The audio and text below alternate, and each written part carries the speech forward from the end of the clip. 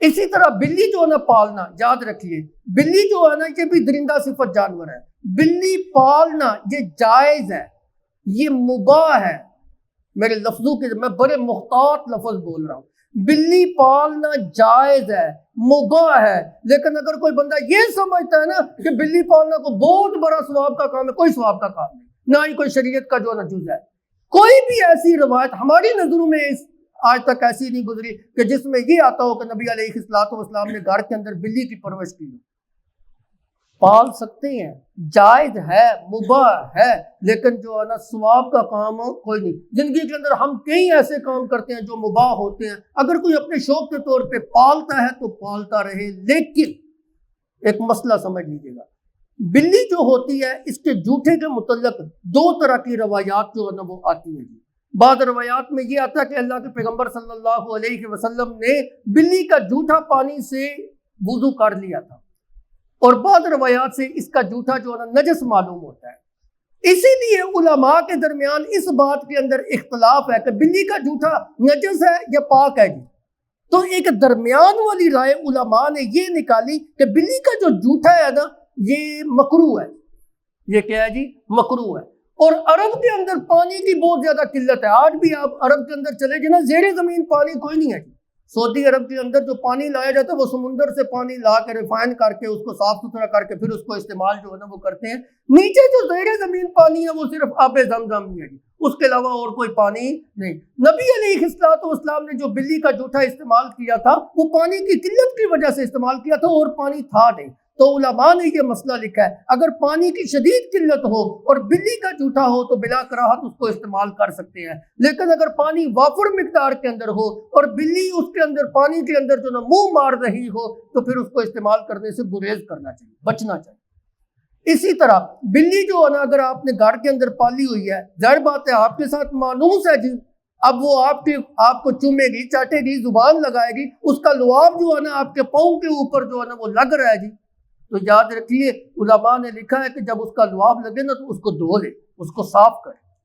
تو عرض یہ کر رہا تھا کہ بلی کو جو نا پالنا یہ کوئی ثواب کا کام نہیں، اپنا شوق پورا کرنا ہے تو کرتا رہے، لیکن یاد رکھیے اکثر لوگ جو ہے نا انہوں نے بلیاں جو پالی ہوئی ہیں وہ نسلی بلیاں پالی ہوئی ہیں، یہ عام نسل نہیں، یہ آسٹریلین نسل ہے۔ اس کا مطلب یہ ہے کہ ان کے اندر تفاخر ہے۔ اگر تفاخر کے لیے جو ہے نا بلی رکھی ہوئی ہے تو یہ خلاف شریعت ہے، وہ گناہ گار ہو رہا ہے۔ تفاخر کے لیے نہیں، اپنا شوق پورا کرنے کے لیے اگر کوئی بلی پالتا ہے تو بے شک پالتا رہے، لیکن تفاخر کے لیے، فخر اللہ کو پسند نہیں، اللہ کو عاجزی پسند ہے، اس لیے فخر کرنے کے لیے اگر کسی نے بلی پالی ہوئی ہے تو بے شک اس کو یہ کام جو ہے نا ترک کرنا چاہیے۔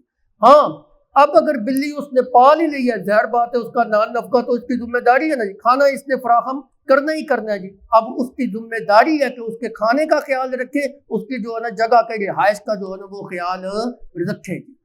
نبی علیہ الصلوۃ والسلام نے ایک عورت کا تذکرہ کیا جس نے بلی کو باندھ کے رکھا ہوا تھا اور اس کو کھانا جو ہے نا وہ نہیں دیتی تھی، وہ بھوک کی وجہ سے جو ہے نا مر گئی تھی۔ اللہ کے پیغمبر صلی اللہ علیہ وسلم نے فرمایا وہ جہنم کے اندر ہے، صرف ایک بلی کو باندھ کے رکھنے کی وجہ سے۔ اس لیے اگر بلی کو باندھا ہے، اپنے گھر کے اندر رکھا ہے، اپنے ساتھ مانوس کیا ہوا ہے، تو پھر اس کا کھانے کی ذمہ داری بھی اس کے اوپر عائد ہوتی ہے۔